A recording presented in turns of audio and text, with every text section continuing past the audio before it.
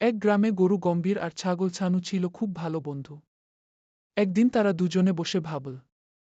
গরু বল, এই ছানু, চলো আমরা নিজেরা ধান চাষ করি। ছাগল হেসে বল, চমৎকার ভাবনা গম্ভীর। এবার আমরা কৃষক হব। গরু লাঙ্গল টেনে জমি চাষ করল। ছাগল কষ্ট করে কুয়ো থেকে পানি এনে জমি ভিজিয়ে দিল।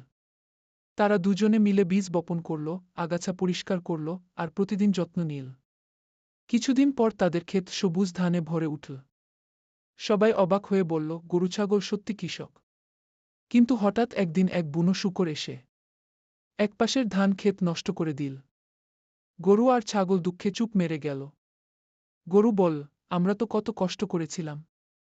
ছাগল বল, সত্যিই খুব কষ্ট লেগেছে বন্ধু গু। ছাগল আবার বলল, কিন্তু দেখ, পুরো ক্ষেত তো নষ্ট হয়নি। যেটুকু বেঁচে আছে তা থেকে তো শুরু করা যায়। গরু বল, হ্যাঁ, আর পরের বার চারপাশে ভালো করে বেড়া দেব গু। তাদের শিক্ষা ছিল পরিশ্রম,